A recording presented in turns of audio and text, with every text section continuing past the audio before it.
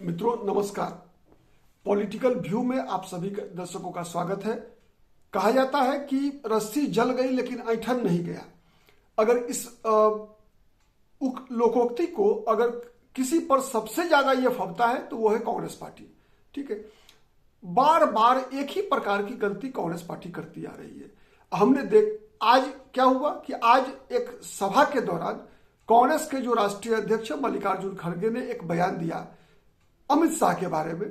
जैसा आप सभी को पता है कि प्रयागराज में महाकुंभ चल रहा है और उस महाकुंभ में कुछ दिन 2 दिन पहले जो है वहां के उत्तर प्रदेश के मुख्यमंत्री योगी आदित्यनाथ गए थे, वहां उन्होंने गंगा स्नान किया। आज अमित शाह गए थे, केंद्रीय गृह मंत्री, और अमित शाह के बारे में ही मल्लिकार्जुन खड़गे ने कहा कि ये 1000 बार भी महाकुंभ का में स्नान कर ले तब भी इनको माफी नहीं मिलेगी, इनको स्वर्ग नहीं मिलेगा। ठीक है, देखिए ये अमित शाह से उनकी राजनीतिक प्रतिद्वंदिता है, वो विपक्षी पार्टी के नेता है, उनको अमित शाह पर हमला करने का पूरा अधिकार है। लेकिन इस हमला करने के अधिकार का उपयोग करते समय महाकुंभ की चर्चा, स्वर्ग की चर्चा करने का क्या तुक है? एक ही प्रकार की गलती कांग्रेस बार बार करती है। आपको याद होगा जब 2014 में कांग्रेस बुरी तरीके से पराजित हुई थी लोकसभा के चुनाव में, इतनी भी सीटें उनको नहीं मिल पाई थी कांग्रेस पार्टी को जिससे कि उसका विपक्ष का नेता का दर्जा भी लोकसभा में मिल सके। उसके बाद कांग्रेस पार्टी ने एक फैक्ट फाइंडिंग कमेटी बनाई थी, एक जांच समिति बनाई थी, और उस जांच समिति के अध्यक्ष हुए थे एके एंटनी। एके एंटनी की रिपोर्ट में जो उन्होंने सबमिट किया, उस रिपोर्ट में स्पष्ट रूप से कहा गया कि कांग्रेस की पराजय इसलिए हुई है कि सारे देश भर में कांग्रेस के बारे में यह धारणा बन चुकी है कि कांग्रेस हिंदू विरोधी पार्टी हो चुकी है। ठीक है, और कई बार अगर आप देखेंगे तो कांग्रेस उदाहरण देते समय कई प्रकार की बातें कांग्रेस के, मल्लिकार्जुन खड़गे की बात छोड़िए, कांग्रेस के जो सबसे बड़े नेता हैं युवराज हैं राहुल गांधी भी हिंदुत्व पर, हिंदू पर इस तरह से कई ऐसे बयान, उनके मंदिर लोग जाते हैं लड़की छेड़ने के लिए, इस प्रकार के बयान जो है भगवा आतंकवाद की बातें करना, कई बयान, अनगिनत बयानबाजियां हैं कांग्रेस के नेतृत्व के द्वारा, जिससे आम जनता के बीच एक ऐसी धारणा, एक तरह से गांठ बन चुकी है कि कांग्रेस पार्टी हिंदुओं की भावना से खिलवाड़ करने में कभी कोई संकोच नहीं करती।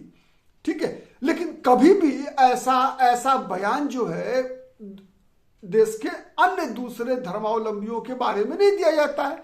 मेरा कहने का मतलब ये नहीं लगाना चाहिए कि कांग्रेस के नेताओं को या किसी भी दल के नेताओं को अन्य समुदाय या संप्रदाय के बारे में भी इस प्रकार की बयानबाजी करनी चाहिए। ठीक है, अब लेकिन उस दायरे में जो हिंदू समाज है, जो हिंदुओं की जो धार्मिक मान्यताएं हैं, उस पर भी टीका टिप्पणी नहीं होनी चाहिए, क्योंकि एक लोकतांत्रिक पंथ निरपेक्ष देश की अगर हम बात करते हैं तो हर व्यक्ति को अपनी आस्था के अनुसार अपने धार्मिक प्रैक्टिस करने की आजादी है। मुसलमानों को भी है, हिंदुओं को भी है, सिखों को भी है, ईसाइयों को भी है, बौद्ध को भी है, जैन को भी है, इवन नास्तिक को भी ये आजादी है कि वो किसी विचार में, किसी विचारधारा में, किसी धर्म में विश्वास करे या न करे।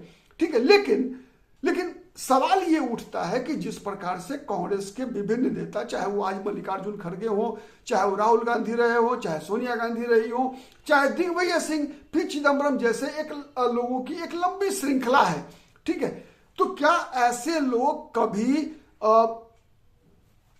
अन्य धर्म के लोगों, मुस्लिमों के बारे में कभी क्या ऐसी टिप्पणियां कर सकते हैं? क्या कभी कह सकते हैं कि रोजा रखने से जो है जन्नत मिलेगा कि नहीं मिलेगा किसी व्यक्ति को, अगर कोई व्यक्ति रोजा नहीं रखता? या जब मल्लिकार्जुन खड़गे या सेकुलर दल के लोग जब इफ्तार की पार्टियां देते हैं तो क्या इफ्तार की पार्टी देने से उनको जन्नत मिलेगा क्या? ठीक है, कितना भी पार्टी दे तब भी वो जन्नत में मिलेगा क्या? वैसा हम सभी को पता है कि इस्लाम के अनुसार हर वो गैर मुस्लिम जो काफिर है उसे जन्नत नहीं मिलेगी। ठीक है, ये तो स्पष्ट कहता है इस्लाम, जो कुरान शरीफ है या फिर जो हदीस है उसकी व्याख्या करने वाले लोगों से आप बात कीजिए, वो स्पष्ट रूप से बोलते हैं कि भाई गैर जो बुत परस्त लोग हैं, जो गैर मुस्लिम लोग हैं, इनमें से किसी को भी जन्नत नसीब नहीं होगा। जन्नत तभी मिलेगी जब आप इस्लाम के मान्यताओं को अपने जीवन में अपनाते हैं और आप कलमा पढ़ते हैं। ठीक है, तो क्या ऐसी इस प्रकार की बयानबाजी, जिस प्रकार से एक संप्रदाय, इस देश की 80% आबादी के जो लोग हैं, इनकी भावनाओं को भड़काने की, आस्था पर चोट करने का प्रयास अपने बयानों के माध्यम से होता है, तो क्या इस प्रकार का बयान ये लोग दे सकते? नहीं दे सकते, देना भी नहीं चाहिए। ठीक है, लेकिन अमित शाह पर हमला करने के लिए, नरेंद्र मोदी पर हमला करने के लिए, योगी आदित्यनाथ पर हमला करने के लिए महाकुंभ का उदाहरण देना, गंगा में स्नान करने का उदाहरण देना, ठीक है, ये कहां से न्यायोचित है? और इतिहास गवाह है, अगर हम देखें 2014 से लेकर आज तक कांग्रेस अधिकतर चुनाव हारती रही है, लेकिन फिर भी इन लोगों को सबक नहीं मिलता है। यह देश का दुर्भाग्य है कि इस देश में जहां पर की संसदीय लोकतंत्र है, एक मजबूत केंद्र है हमारे यहाँ, हमारे संविधान के अनुसार एक मजबूत केंद्र की व्यवस्था है, वहां पर दुर्भाग्य से अब तक एक साथ बराबर की शक्ति वाली 2 राष्ट्रीय दल की आवश्यकता है, जो अब तक नहीं बन पाई। रहा ऐसा कि जब कांग्रेस मजबूत रही इस देश की राजनीति में, तो उसका एक छत्र शासन हुआ, उसके सामने कोई भी दूसरा राष्ट्रीय दल जो है उसके बराबर की खड़ी नहीं हो पाई।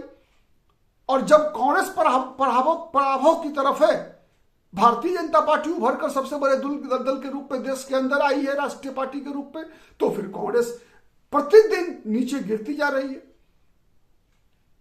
तो कब कांग्रेस के लोगों को सद्बुद्धि आएगी? कर नहीं सकते। ठीक है, मुझे लगता है ऐसा कि कांग्रेस के नेता, उसमें मल्लिकार्जुन खड़गे तो खुद भुक्त भोग ही रहे हैं, जैसा योगी आदित्यनाथ ने अपने बयान में कहा कि भाई, और ये सच्चाई है कि मल्लिकार्जुन खड़गे के परिजनों की हत्या ही चरमपंथ से प्रभावित होकर हुई थी। ठीक है, तो इन चरमपंथियों को केवल खुश करने के लिए, केवल जो एक वोट बैंक है, उस वोट बैंक को खुश करने के लिए इस प्रकार की बयानबाजी देकर, आप, कहावत है ना कि कट्ठा जीतने के लिए आप बीघा हार जाते हैं।